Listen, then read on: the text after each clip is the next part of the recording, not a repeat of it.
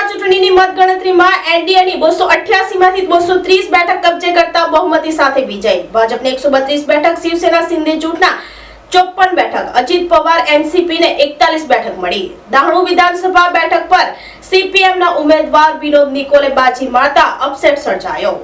મહારાષ્ટ્ર વિધાનસભા ચૂંટણીમાં આજરોજ શનિવારના મતગણતરી બાદ એનડીએની 288 માંથી 230 બેઠક કબજે કરી હતી, જેમાં ભાજપની 132 બેઠક, શિવસેના શિંદે જૂથની 54 બેઠક, અજીત પવાર એનસીપીની 41 બેઠક મળી 230 બેઠક કબજે કરી છે. જ્યારે આઈએનડીઆઈએની 51 બેઠક મળી છે, જેમાં ઉદ્ધવ ઠાકરે જૂથની 20 બેઠક, કોંગ્રેસની 17 અને શરદ પવારની 10 બેઠક તેમજ અન્યની 7 બેઠક મળી 288 બેઠકની મતગણતરીમાં પરિણામ આવ્યું છે, જેમાં એનડીએની સરકાર બહુમતીથી મહારાષ્ટ્રમાં આવી છે. ત્યારે આઈએનડીઆઈએના ઉદ્ધવ ઠાકરે, શરદ પવાર અને કોંગ્રેસના રાહુલ ગાંધીની પાર્ટીનો કારમો પરાજય થયો હતો. ત્યારે હવે સીએમ પદ માટે આ વખતે સૌથી વધુ બેઠક મેળવનાર ભાજપના દેવેન્દ્ર ફડણવીસ સીએમ બનવાની ચર્ચામાં રહી છે. ડેપ્યુટી સીએમ અને હોમ મિનિસ્ટર તરીકે શિવસેનાના એકનાથ શિંદેને બનાવવામાં આવશે એવી ચર્ચા જોર પકડ્યું છે. તેમજ એનસીપીના અજીત પવારને ગૃહ ખાતું મળી શકે એવી અમારી ટીમે અનુમાન લગાવ્યું છે. ત્યારે મહારાષ્ટ્રની ચૂંટણીમાં ઓવેસીની પાર્ટીનું સુરસુર્યું થયું છે.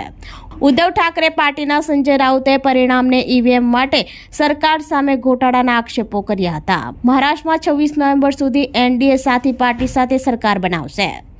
ગુજરાત વલસાડ જિલ્લાના ઉમરગામ તાલુકાના સરહદ સાથે જોડાયેલા મહારાષ્ટ્રના પાલગઢ જિલ્લાના 128 દાહણુ વિધાનસભા બેઠક ઉપર અફસેટ સર્જાયો છે. ભાજપના ઉમેદવાર સવારથી આગળ હતા, જોકે છેલ્લે સીપીએમના ઉમેદવાર વિનોદ નિકોલે બાજી મારી જતા 5437 મતોથી વિજય બન્યા હતા.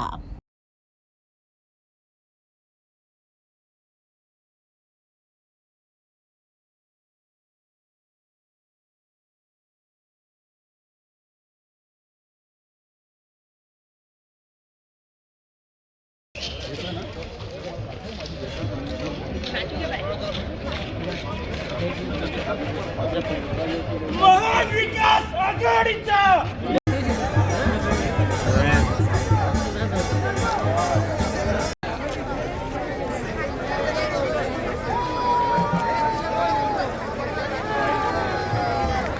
આપણી સંકલ્પ ન્યૂઝ ચેનલને સબસ્ક્રાઇબ અને લાઇક કરો, બેલ આઇકન દબાવો, જેથી આવનાર ન્યૂઝ અપડેટ્સની નોટિફિકેશન આપના મોબાઈલ પર સૌથી પહેલા પહોંચે. Like, subscribe and share the video.